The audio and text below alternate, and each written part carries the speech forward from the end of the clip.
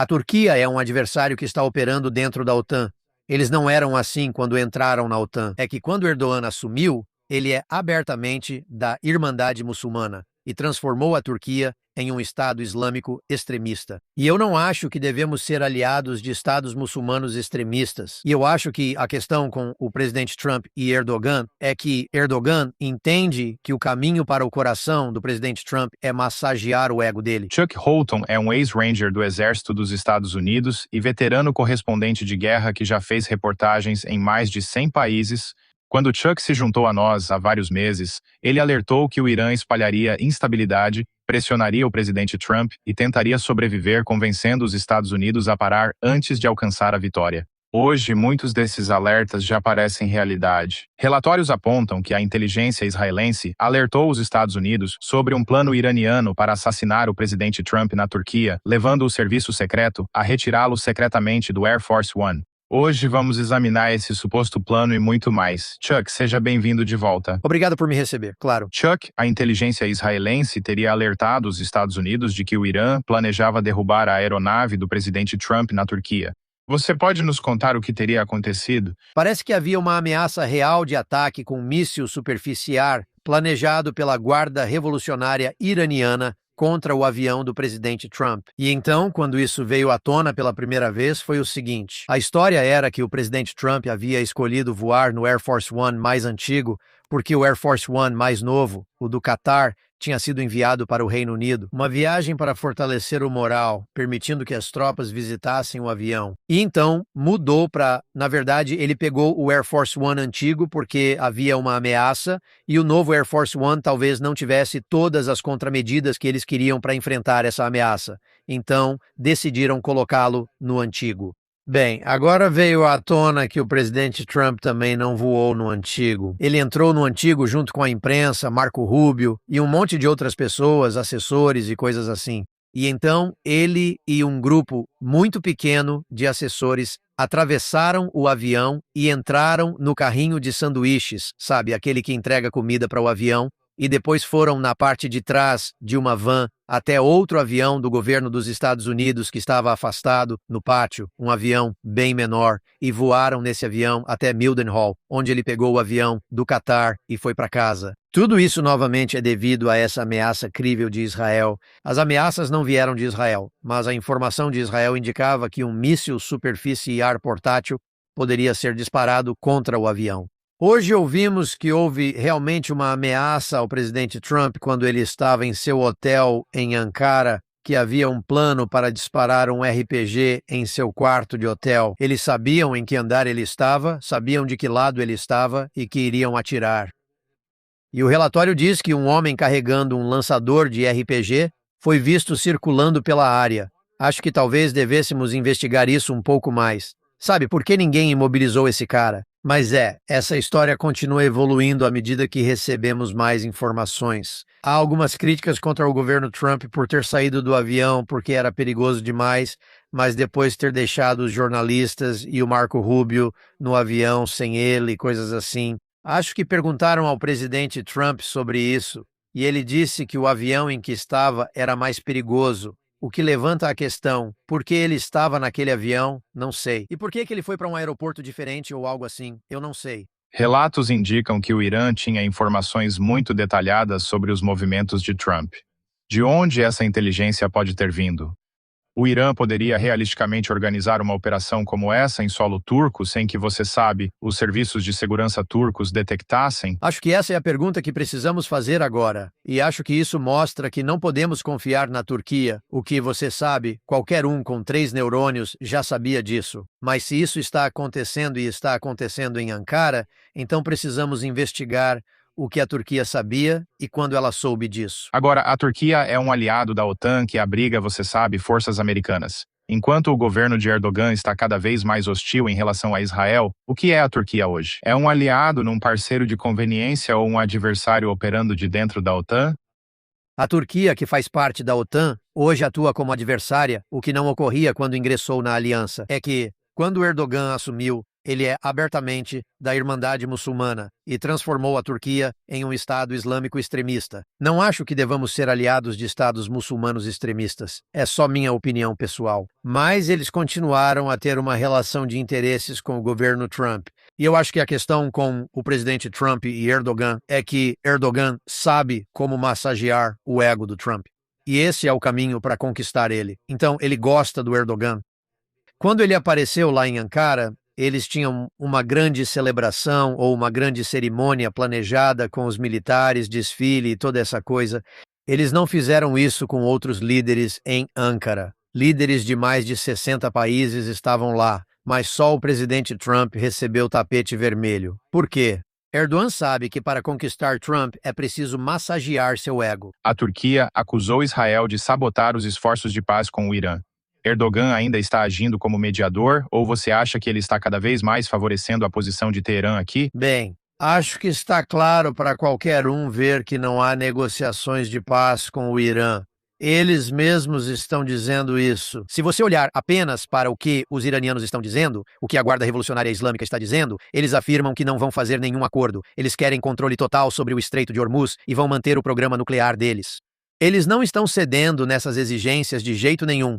Então, que negociações? Quero dizer, os dois lados das negociações estão tão distantes que nem conseguem se enxergar. Isso não é uma negociação. Então, claro, Erdogan nunca perde a chance de criticar Israel. E ele é definitivamente, provavelmente, a maior ameaça militar para Israel. Embora, se a Turquia e Israel entrassem em guerra, a Turquia perderia. Não tenho dúvida disso. Mas ele ainda não está de olho em Israel. Acho que o alvo de Erdogan é a Síria. Ele basicamente quer anexar a Síria, e já fez isso em partes dela, expulsar os curdos, expulsar os cristãos, expulsar os drusos e, você sabe, simplesmente tomar posse. Claro, Israel também não vai aceitar isso. Isso é parte do motivo pelo qual eles afirmam que ficarão no sul da Síria por tempo indeterminado. Quero te perguntar sobre algo que aconteceu há cerca de 2 semanas. Por que Zohran Mamdani exige algemas para Netanyahu enquanto um alto funcionário de sua administração estava se preparando para se encontrar com um embaixador iraniano? Porque ele é anti-americano, comunista que se odeia, para falar sem rodeios. Mandani acho que a única palavra que você pode usar para alguém assim é depravado. Sabe, eu sou cristão. Eu acredito que a Bíblia diz que quando as pessoas negam a Deus, ele as entrega a uma mente depravada para fazerem o que não deveriam fazer. E elas vão acreditar que o mal é bom e o bom é mal. E eu não vejo outra forma de explicar as ações e crenças de Mandani a não ser dizendo que ele é simplesmente depravado. Agora, da última vez que conversamos, você alertou que o Irã criaria pressão global suficiente para convencer o presidente Trump a parar antes de alcançar a vitória.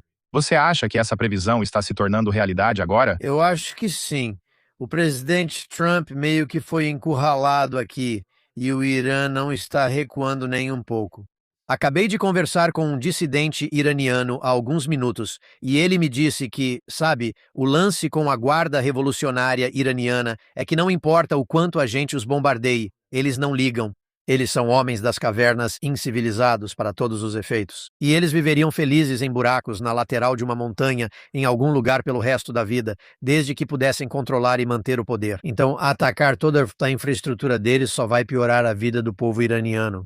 E os linha dura que vão lutar até a morte, eles não se importam nem um pouco. Eles veem isso como uma luta existencial pelo sistema de crenças deles, uma guerra santa, e acreditam que isso só vai terminar com a eliminação deles. Da última vez, você citou 3 desfechos: degradar as forças armadas do Irã, reabrir Hormuz e remover o regime. Agora, claro, nós degradamos as forças armadas deles, mas e os outros 2? O que você pensa sobre isso? Bem, está parecendo que e eu tenho falado muito sobre isso ultimamente. O presidente Trump continua dizendo que o Estreito de Hormuz está aberto. Está aberto para qualquer um que queira passar. Mas o Irã não precisa ter uma marinha ou uma força aérea para fechar o Estreito de Hormuz. Basta ameaçarem explodir navios e às vezes lançar um drone contra algum navio para mostrar que falam sério. E então as companhias de seguro vão fechar o Estreito de Hormuz por eles. Então, ao manter refém o valor desses navios, usando isso como arma contra o presidente Trump,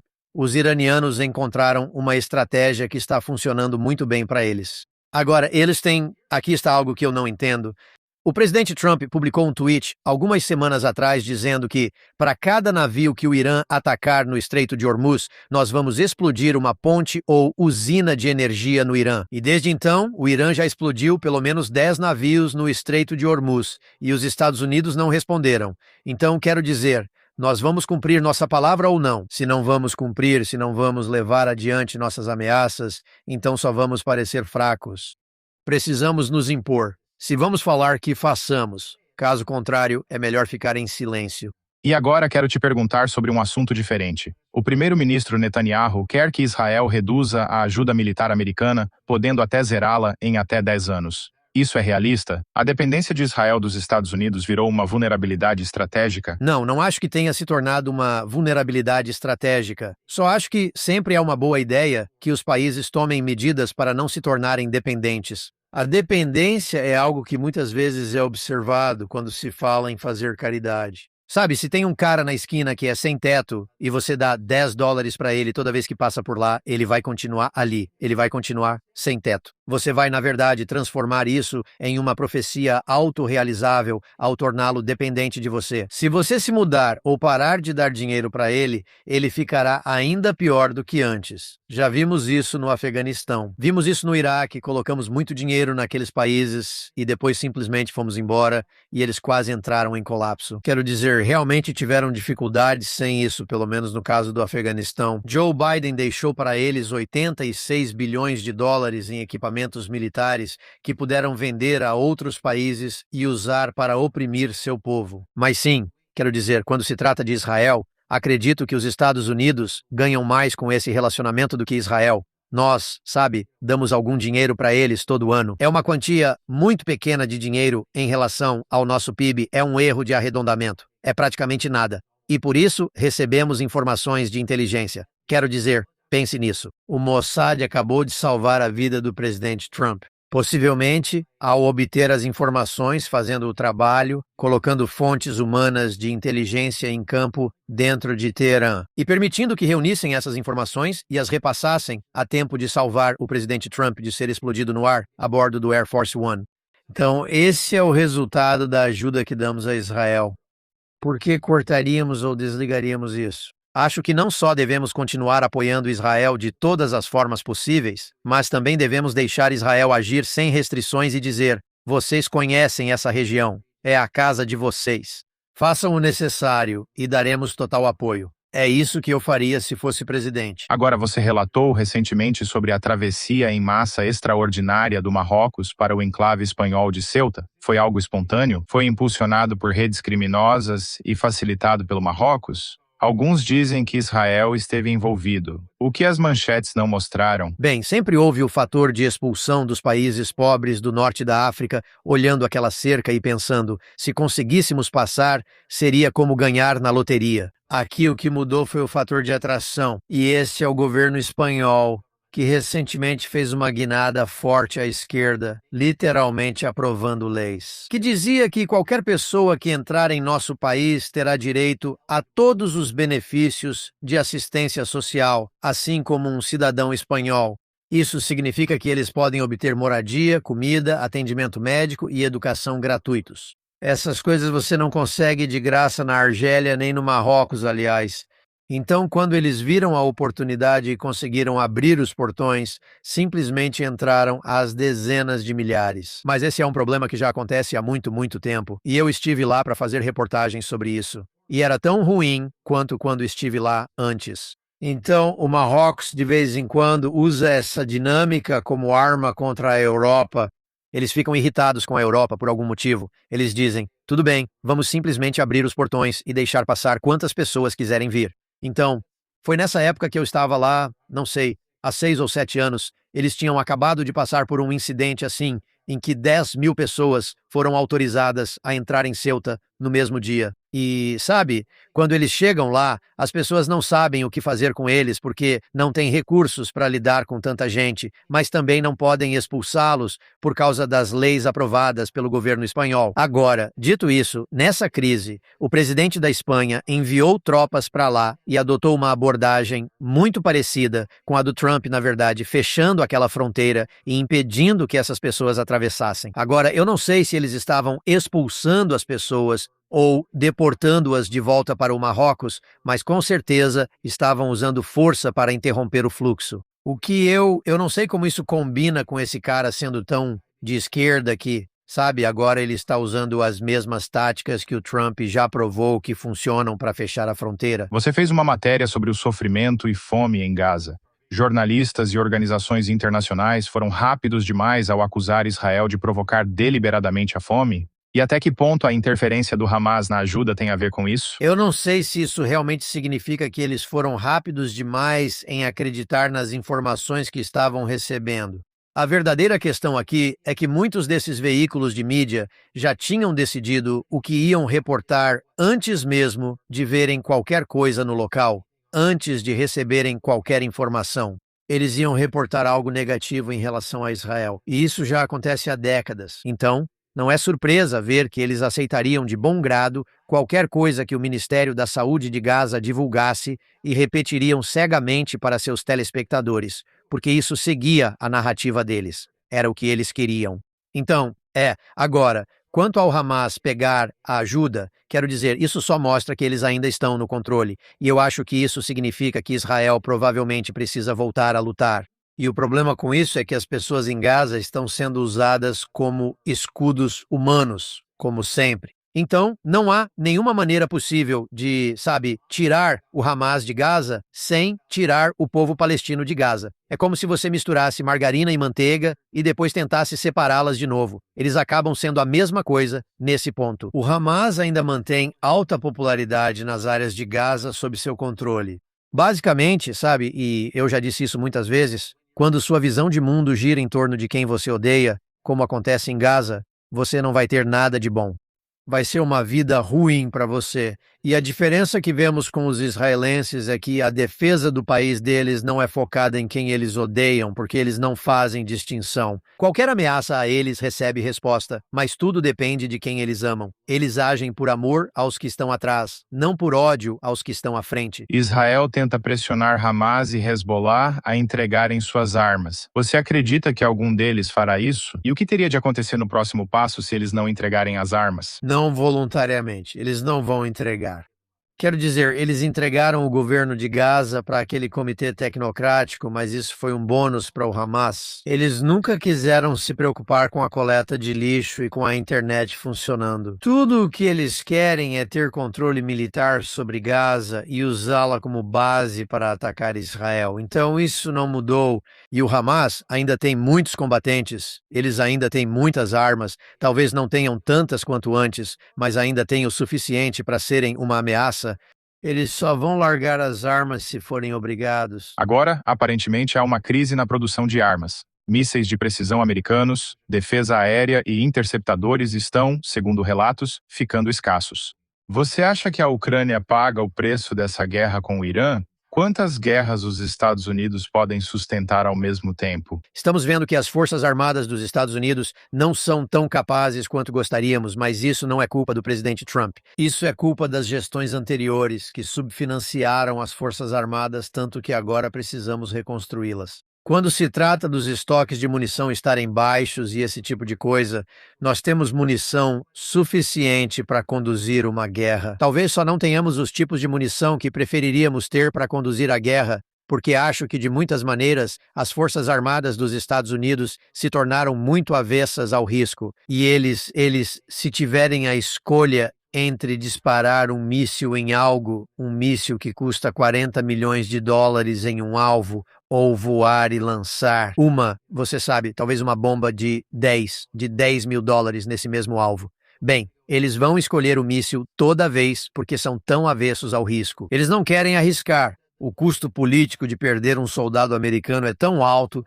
que mudou toda a dinâmica nas Forças Armadas. E isso levou a isso, eu odeio chamar assim, mas eu chamo de covardia institucional nas Forças Armadas, onde eles simplesmente não estão dispostos a colocar soldados americanos em risco, mesmo que os próprios soldados americanos se ofereçam para isso. Garanto que os soldados no Golfo de Omã, especialmente os fuzileiros navais, adorariam receber uma missão para tomar a ilha Cardil ou algo parecido.